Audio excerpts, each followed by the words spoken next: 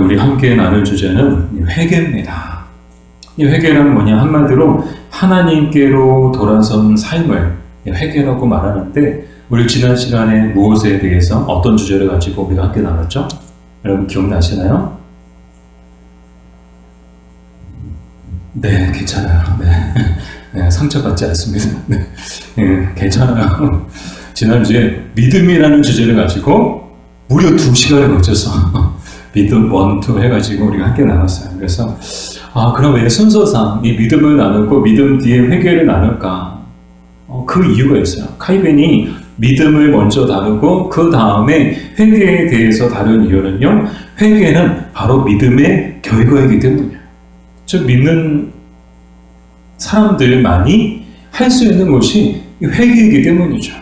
더 나아가 믿음을 가진 사람들에게는 이 회개는 평생에 정말 이렇게 수행해야 돼, 또 평생에 거쳐서 행해야 될 평생 과정이거든요.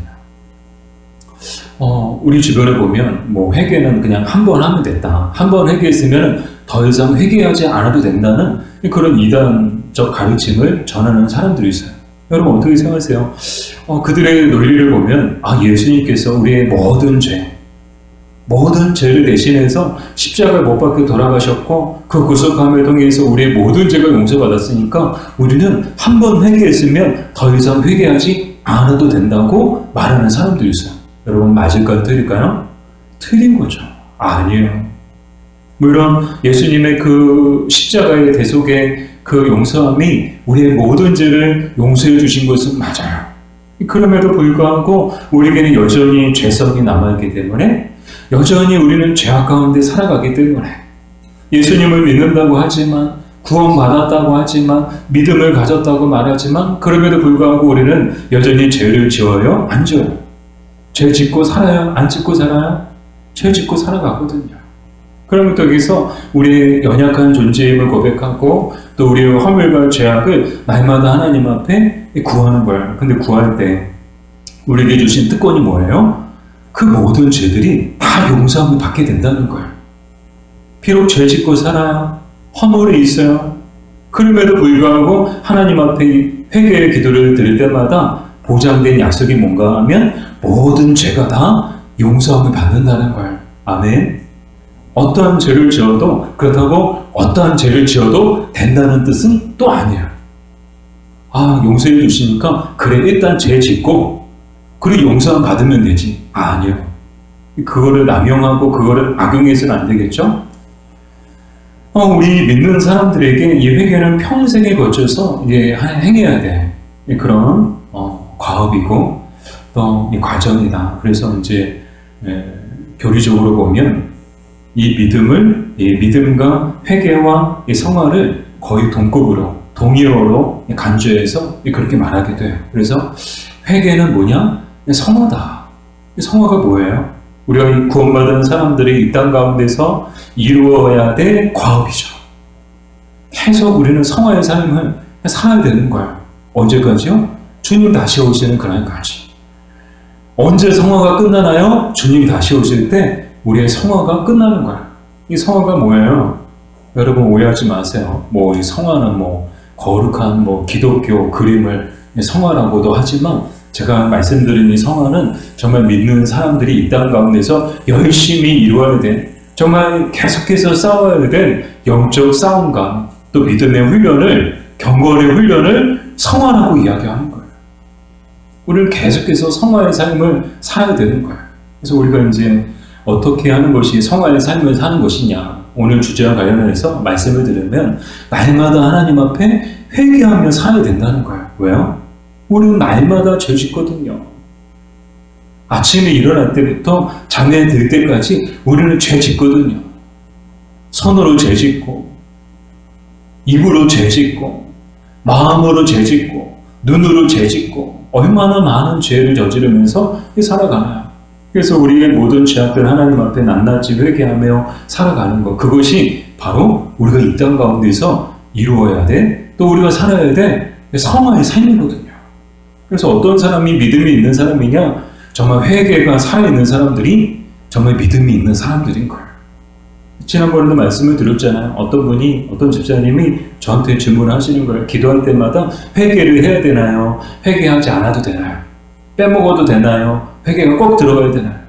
안 들어가는 것보다 들어가는 게 좋겠죠. 그러나 들어가되 형식적인 회개가 되어서는 안 된다는 거예요. 그래서 오늘 내용을 통해서 이 회개에 대해서 우리가 함께 나눌 텐데요. 첫 번째로 회개에는 어떤 요소들이 있나요? 크게 두 가지 요소가 있는데요. 첫 번째는 죽임, 그리고 두 번째는 살림의 요소가 있어요. 이 회개는 죽임과 살림이 동시에 있다는 거예요. 근데 이 죽임은 무엇에 대한 죽임을 얘기하는가 하면 죄에 대한 죽임을 이야기해요. 그래서 풀어서 말씀을 드리면 이 죽임이란 뭐냐? 죄에 대하여 우리가 죽는 것. 그것이 바로 죽임이라는 거예요. 그래서 자신의 죄에 대해서 깨닫고 또 그 깨달은 가운데 죄를 미워하고 그 깨달은 가운데 하나님 앞에 우리의 심령이 철저하게 낮아진 상태가 바로 죽임의 상태인 거예요. 그게 회개라는 거예요. 그래서 회개는 막 고개 빳빳하게 들고 막 큰 목소리로 회개하는 게 회개가 아닌 거예요. 고개도 못 들고 감히 고개도 못 들고 그냥 엎드려서 그냥 정말 이제 큰 죄를 지어가지고 정말 딱 걸려가지고 이제 혼난이만 남았고 이제 정말 두렵고 무섭고 그 가운데 정말 겸손한 마음으로 심령이 낮아진 상태에서 정말 하나님 앞에 드려지는 기도가 바로 회개의 기도라는 거예요. 그래서 이제 회개 가운데 첫 번째 정말 빠져서는 안 되는 것이 죽임이라는 거예요. 우리가 팔복에도 보면 심령이 가난한 자는 복이 있나니 어떤 복을 받죠? 심령이 가난한 자에게 주어진 복이 뭐예요? 천국이 저희의 것입니다. 심령이 가난한 그 심령의 가난함의 뜻이 뭔가 하면요, 바로 이 죄의 죽임을 뜻하는 거예요. 죄에 대하여서 죽어 있는 상태. 그래서 심령이 완전히 낮아진 상태. 자신이 정말 죄인임을 깨닫고 그 깨달음 가운데 하나님 앞에 바짝 납작 엎드려져 있는 상태. 그게 바로 심령의 가난함이라는 거예요. 그래서 어떤 사람들이 천국을 들어가나요? 회개하는 자들이 들어가는 거예요. 그렇잖아요. 천국과 지옥의 차이가 뭐예요? 다 죄인들이 가는 곳이에요. 그럼 천국은 어떤 죄인들이 가는 곳이라고요? 회개한 죄인들이 가는 곳이 천국이고, 지옥은 어떤 사람들이 가는 곳이에요? 회개하지 않은 죄인들이 가는 곳이 지옥이라는 거예요. 자, 회개의 두 번째 요소는 뭔가 하면 살림이에요. 이제 죽었다가 다시 살아난다는 뜻이죠. 이 살림은 무엇에 대한 살림을 얘기하는가 하면 바로 하나님에 대하여 사는 것을 살림이라고 이야기해요. 그래서 죄에 대해서는 죽고 하나님께 대하여는 살아있는 것.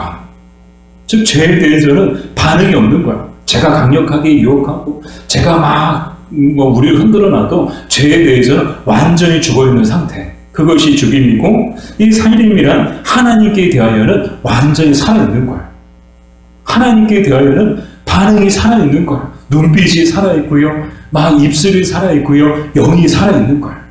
그게 뭐예요? 바로 회개라는 거예요. 그러니까 철저히 하나님만 의식하고 철저히 하나님 앞에 하나님만을 높이며 하나님께 나아가는 것, 그것이 바로 살림이라는 거예요. 그래서 이 회개는 죽임과 살림의 두 개의 요소가 있다는 거예요. 그런데 꼭 회개만 그런 게 아닌 것 같아요. 예배에 대해서도 제가 말씀을 드렸죠. 예배란 뭐냐? 구약시대 번제라고 말씀을 드렸어요. 번제란 살아있는 짐승을 어떻게 드리는 거예요? 죽여서 드리는 거예요. 완전히 죽여서 드리는 거예요. 그래서 우리도 하나님 앞에 번제를 드려야 된다고 말씀을 드렸어요. 나와 세상에 대하여서는 죽어있고 하나님께 대하여는 살아있어야 된다고 말씀을 드렸습니다. 그래서 비록 우리의 삶이 이 예배당 들어오기 전에는 지치고 피곤하고 영혼이 없는 것 같고, 그럼에도 불구하고 하나님 앞에 예배하러 나올 때는 우리의 영이 깨어짐을 통해서, 우리의 영이 깨어 일어남을 통해서 하나님께 대하여서는 살아있는 여러분들 되기를 주님의 이름으로 축복합니다. 영이 살아있어야 되는 거예요. 영이 깨어나는 거예요. 영이 반응을 하는 거예요. 그래서 막 입술을 벌려서 찬양하고 손뼉 치면서 찬양하고 정말 간절한 마음으로 하나님 앞에 기도하고 간절한 마음으로 하나님 앞에 집중하고, 그게 하나님께 대하여 살아있는 것 아닐까요? 근데 자기와 세상에 대하여 예배 시간마저도 살아있고 하나님께 대하여 죽어있는 것처럼 반응이 없다면 우리에게 문제가 있다는 거예요. 지금 내가 영적으로 문제가 있다는 거예요. 자, 회개도 마찬가지죠. 회개도 이 죽임과 이 살림의 두 가지 요소가 있다는 거예요. 여러분, 우리는 죄에 대하여 죽고 하나님께 대하여 살아있는가? 이 회개에 대해서 우리가 살펴보면서 우리 스스로에게 질문하는 시간이 되었으면 좋겠습니다. 두 번째로, 율법의 회개와 복음의 회개란 무엇인가? 회개에는 율법의 회개가 있고 복음의 회개가 있다는 거예요. 그래서 율법의 회개란 뭔가 하면 쉽게 말씀을 드려서 율법 아래에서의 회개를 이야기해요. 그러니까 율법이 명하는 대로, 율법이 요구하는 대로 하나님 앞에 회개하는 것, 그게 율법의 회개라는 거죠. 그래서 자신의 죄에 대해서 깨닫고 그 하나님의 그 준엄한 심판과 또 하나님의 불같은 진노 가운데 두려워 떠는 것, 이게 바로 율법 아래에서의 회개인 거예요. 근데 이 율법 아래에서의 회개가 가지고 있는 약점, 한계가 뭔가 하면요, 그저 하나님이 두려우니까, 하나님의 심판이 두려우니까, 하나님의 그 불같은 진노가 두려우니까 그냥 그 앞에서 그냥 회개만 하는 거예요. 일시적이고 형식적인 회개의 모습만 있고 마음속에는 뭐예요?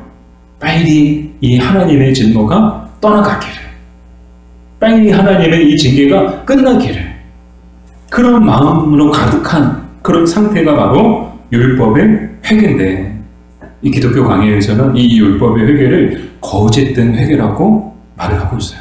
이건 참된 회개가 아니라는 거예요. 대표적인 예가 사울이죠. 사무엘상 15장 30절을 우리 같이 읽어볼까요?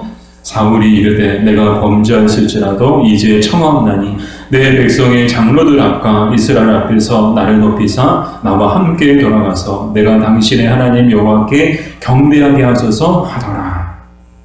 이건 어떤 내용인가 하면 이 하나님이 아말렉을 진멸하라고 명령하셨는데 사울이 어떻게 했어요? 이 명령을 어겼어요. 그래서 사무엘 선지자한테 혼나죠. 사무엘 선지자가 순종이 제사보다 낫다, 그런 이야기를 하는 그런 내용이죠. 그 가운데 사울이 자신이 범죄한 것을 시인해요. 고백해요. 근데 뒤에 나오는 말이 뭐예요? 나를 높이사 나와 함께 돌아가서 내가 당신의 하나님 여호와께 경배하게 하소서. 하나님 앞에 회개를 하고 있지만, 회개한다고 잘못됐다고 자신의 죄를 시인하지만 지금 뭐 하는 거예요? 자기 체면 챙기고 있는 거예요. 내가 이렇게 부끄럽게 돌아가서야 되겠느냐, 나랑 같이 돌아가서 내 면 좀 세워달라는 거예요. 사무엘한테. 내가 왕인데, 이스라엘의 왕인데 내 면 좀 세워달라는 거예요. 이것만 보더라도 이 사울의 회개가 정말 참된 회개인가, 진정한 회개인가, 그 진정성이 의심되지 않아요? 정말 참된 회개라고 말할 수 있을까요? 아니요. 참된 회개였다면 이 사울은 계속해서 이 왕의 자리에 있었을 거예요. 이 반면 이 복음의 회개가 있는데, 이 복음의 회개는 복음 아래에서의 회개를 이야기합니다. 이 복음의 회개는 율법의 회개에 머물러 있지 않고 더 나아가는 거예요. 그래서 정말 참된 회개, 정말 그리스도에게로 나아가는 것, 그래서 정말 이게 영혼의 그 중심 가운데서 정말 하나님 앞에 깊이 회개하고 그 하나님의 어떠한 준엄한 심판이나 징계도 다르게 받겠다는 그 마음의 상태를 복음의 회개라고 이야기를 하고, 이것이 진정한 회개죠. 그래서 대표적인 예가 다윗이에요. 우리 다윗의 이야기 사무엘상 24장 10절을 우리 같이 읽어볼까요? 다윗이 백성을 조사한 후에 그의 마음에 자책하고 다윗이 여호와께 아뢰되 내가 이 일을 행함으로 큰 죄를 범하였나이다. 여호와여 이제 간구하오나니 종의 죄를 사하여 주옵소서. 내가 심히 미련하게 행하였나이다 하니라. 아멘. 다윗의 회개는 참된 회개였어요. 진정한 회개였어요. 하나님의 어떠한 징계도, 하나님의 어떠한 심판도, 하나님의 어떠한 벌도 다 달게 받겠습니다. 그저 체면치레했던 빨리 이 진노가 떠나가고 하나님의 그 진노가 사라지기만을 바랬던 사울의 회개와는 전혀 차원이 다른 회개죠. 그래서 이 복음의 회개란 정말 진정한 회개고 또 하나님이 진실로 우리에게 원하시는 회개라는 걸 여기서 또 한 가지 우리가 생각할 것이 있죠. 우리의 회개는 율법의 회개에만 머무르 있는가? 아니면 진정한 회개로 나아가고 있는가?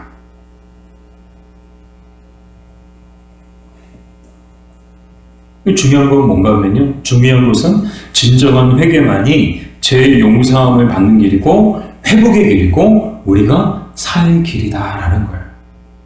하나님은 어떤 회개를 기뻐하실까요? 하나님이 어떤 회개를 찾으실까요?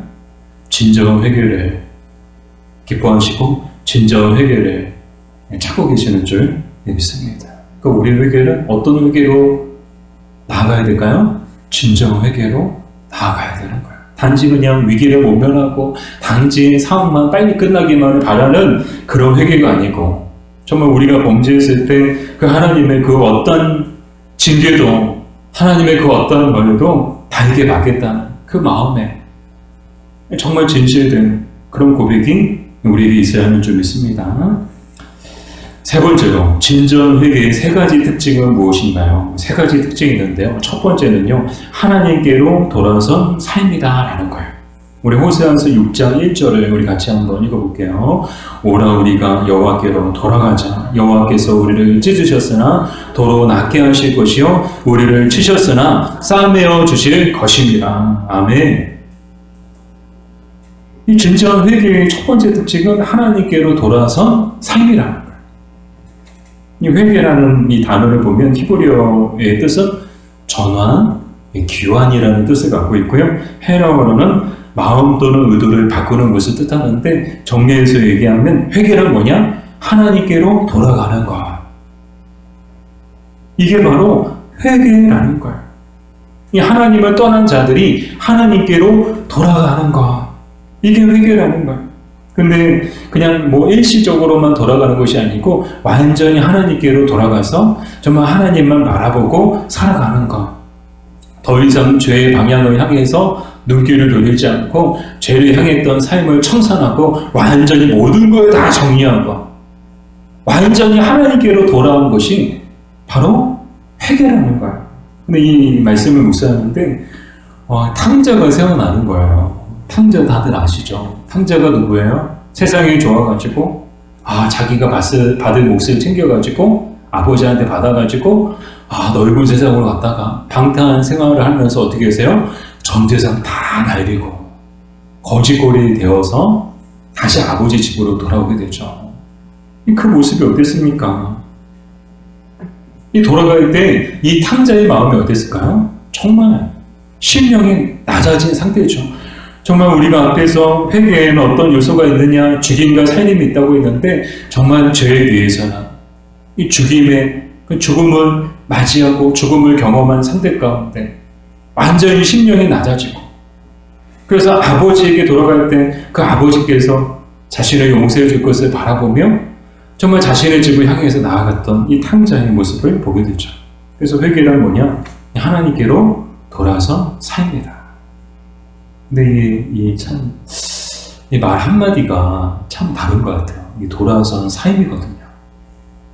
여기서 우리가 알 수 있는 것은 이 회개는, 진정한 회개는 지속적이어야 한다는 거예요. 그러니까 일시적으로 회개하고 다시 그냥 예전의 삶으로 돌아가고 죄로 돌아가고 그건 진정한 회개가 아니라는 거예요. 잠깐 회개한 것처럼 보여요. 그러나 그것은 일시적인 회개였을 뿐이라는 거예요. 형식적인 회개였을 뿐이라는 거예요. 회개하고 다시 죄 짓고 죄의 자리로 돌아가요. 진정한 회개가 아니라는 거예요. 진정한 회개는 하나님께로 돌아선 삶이다. 두 번째, 진정한 회개의 특징은 무엇인가 하면 심판을 깨닫고 죄를 미워하는 것입니다. 우리 예레미야 4장 4절을 같이 읽어볼게요. 유다인과 예루살렘 주민들아 너희는 스스로 할례를 행하여 너희 마음 가죽을 베고 나 여호와께 속하라. 그리하지 아니하면 너희 악행으로 말미암아 나의 분노가 일어나 사르리니 그것을 끌 자가 없으리라. 아멘.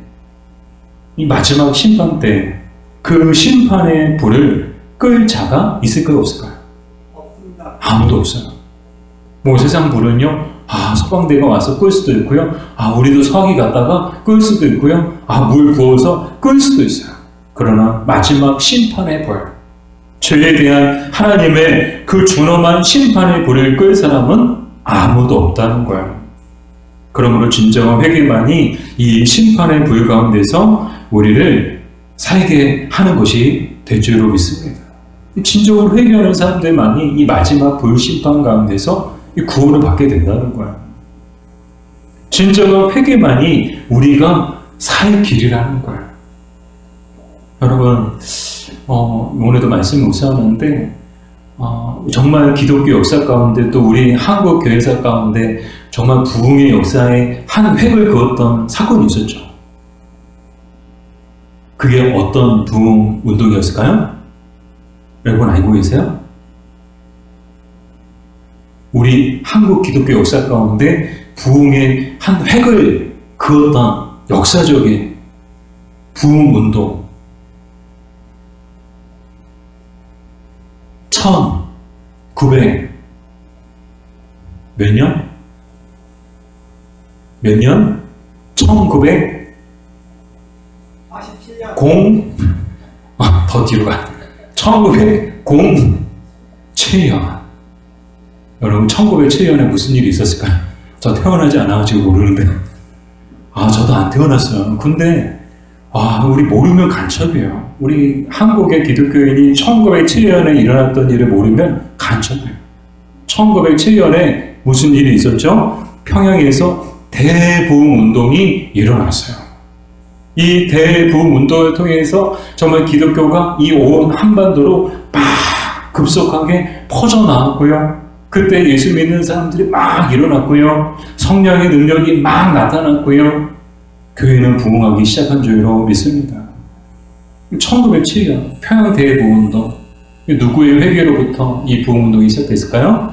길선주 장로님의, 평양 상정교회 길선주 장로님의 회개로부터 이 부흥운동이 시작된 거예요. 그래서 이 대부흥운동, 우리 평양 대부흥운동은 한마디로 회개운동이었던 거예요. 회개하는 곳에 부흥의 역사가 일어난 거예요.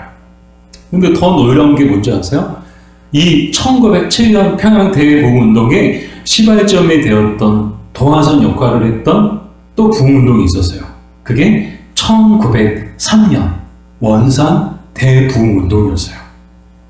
이 원산에서 무슨 일이 있었을까요? 외국의 선교사님들이, 우리나라에 당시에 외국의 선교사님들이 들어오셨는데 이 선교사님들끼리 자체적으로 사경회를 하신 거예요.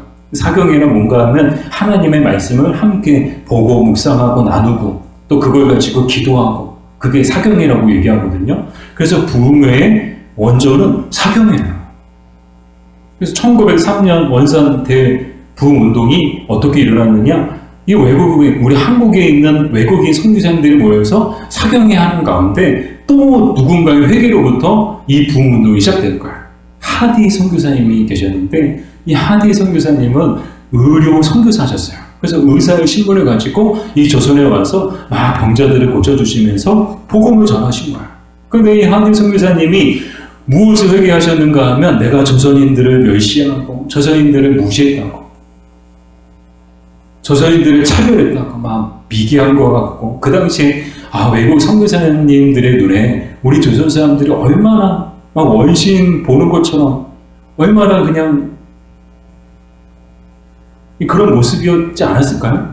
그런 모습을 보면서 이 하디 선교사님이 은연중에 나는 백인 우월 주의를 가지고 나는 또 의사고 이 조선인들은 다 못 배우고 글자도 모르고 무식하고, 그러면서 이제 은연중에 막 이 조선인들을 무시했다는 그런 고백을 하신 거예요.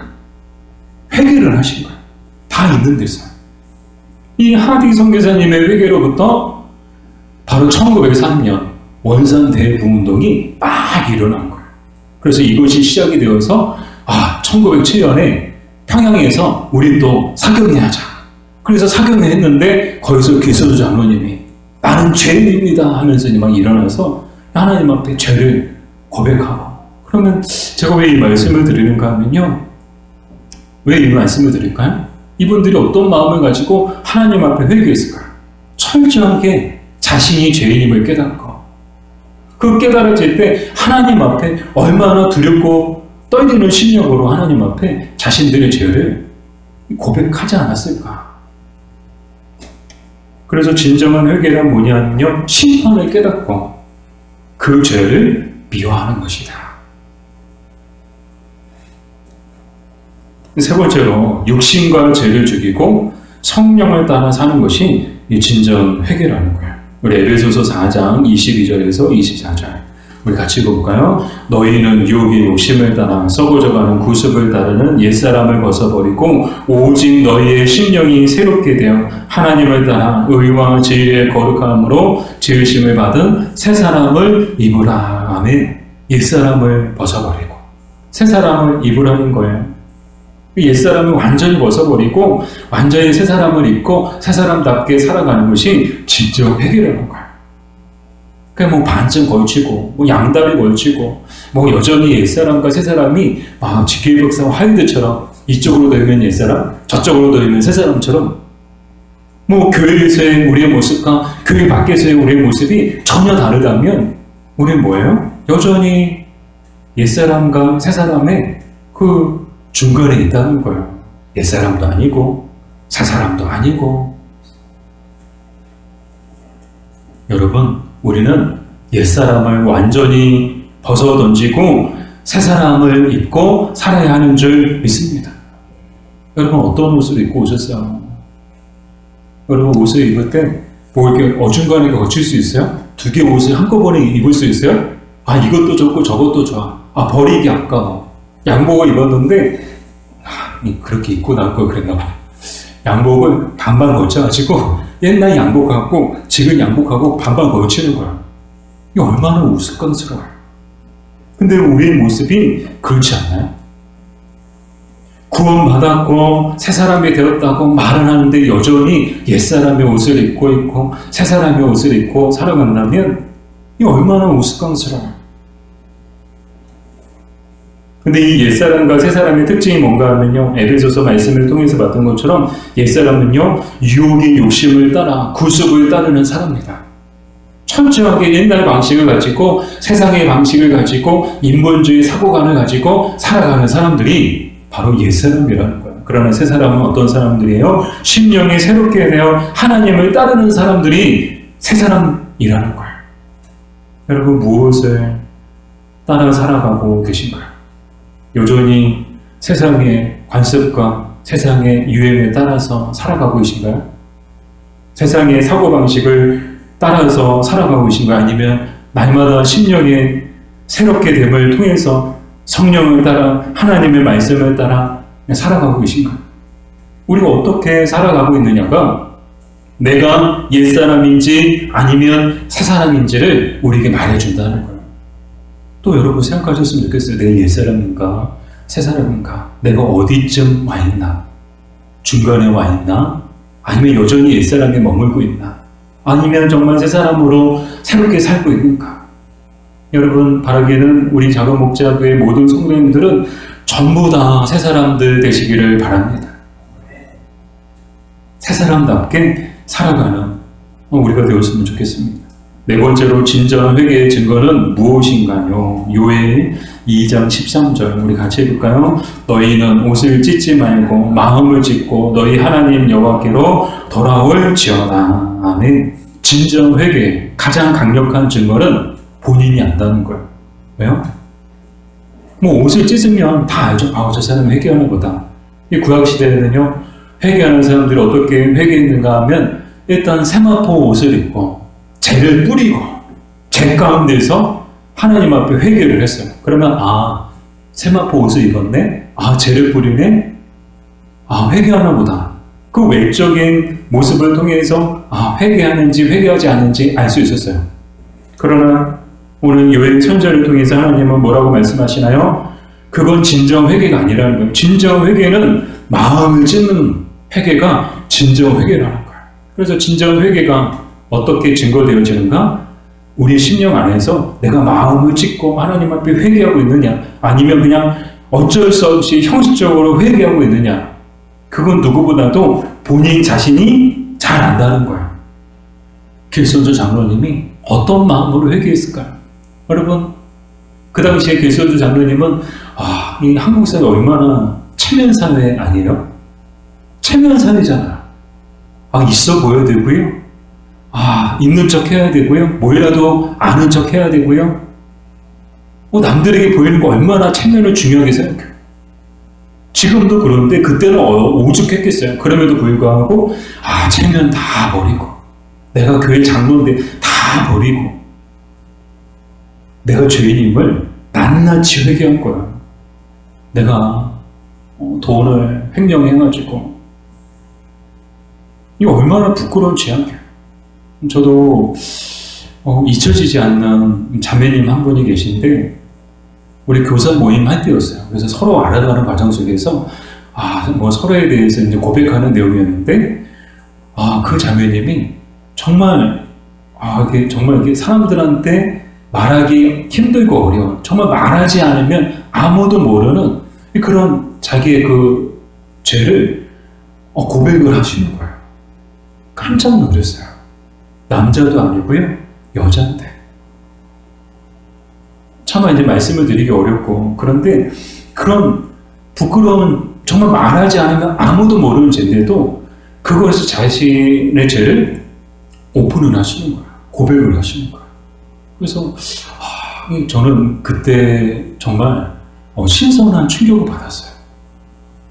또 도전을 받았어요. 진정 회개란 이런 것이구나. 우리가 진정한 공동체가 되기 위해서는, 진정한 관계를 하기 위해서는 정말 우리의 모든 허물도, 우리의 모든 부끄러움도 정말 부끄러움 없이 고백할 수 있는 그런 단계로 나아가는 것이 정말 우리가 성숙한 관계가 되고 성숙한 공동체가 되는 길이라고 생각했습니다. 근데 지금도 어려워요.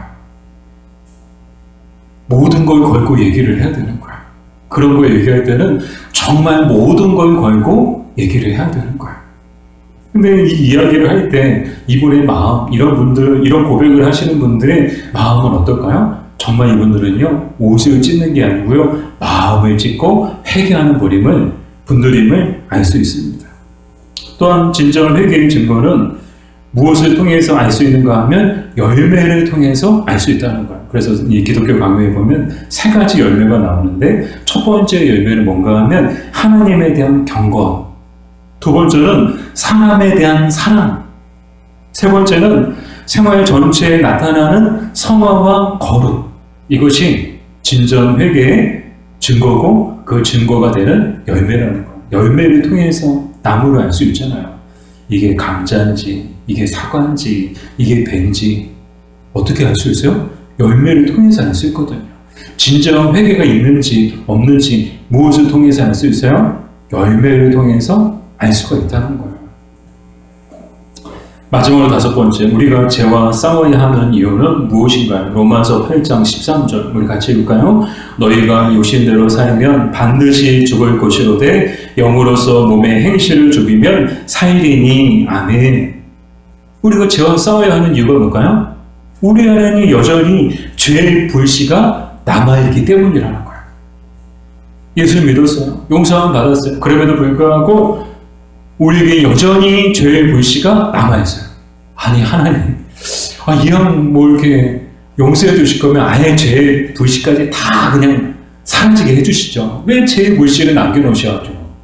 근데 이 말은요, 그런 것 같아요. 하나님 앞에, 아니, 에덴 동산 만드실 때 왜 선악과는 만들어 놓으셨어요? 처음부터 만들지 마시지. 그렇게 하나님 앞에 질문하는 거랑 똑같은 것 같아요. 왜요? 인간은 너무나도 간사하고 너무나도 악하거든요. 죄의 불씨가 사라져 버렸다면 인간은 하나님 앞에서 또다시 교만해졌을 겁니다. 그러나 죄의 불씨를 남겨둠을 통해서 우리가 얼마나 연약한 존재인지, 또 우리가 얼마나 용서받을 수 없는 죄인이런지를 하나님께서 깨닫게 하시기 위해서 우리 인간의 마음속에 죄의 불씨를 남겨놓으셨다는 거예요. 근데 이 죄의 불씨가 얼마나 위험한가 하면요, 지난 봄에 다들 보셨잖아요.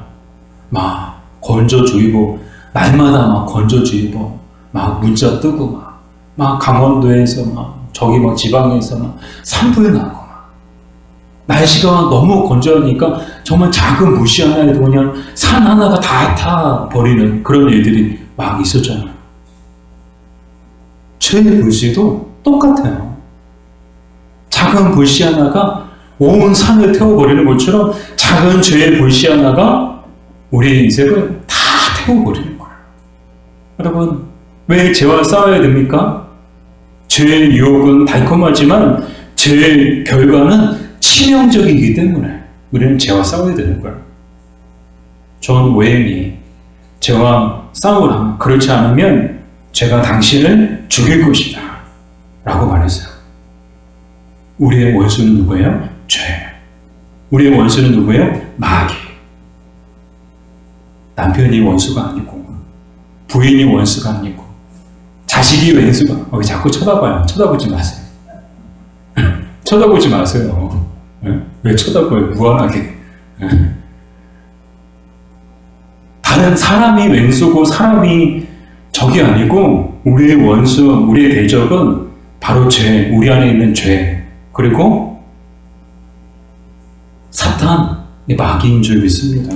그래서 우리는 날마다 이 죄와 싸워야 되는데, 우리 인간의 힘으로는 이 죄와의 싸움에서 우리는 결코 이길 수 없습니다. 반드시 성령의 도우심이 필요한 줄 믿습니다. 성령이 도와주시면 어떤 싸움 가운데서도 우리는 반드시 이기고 승리할 줄로 믿습니다. 바라기는 날마다 성령의 도우심을 통해서 우리 안에 있는 죄의 불씨와 싸우고 원수 대적 마귀와 싸워서 이기는 저와 여러분 되기를 주님의 이름으로 축복합니다.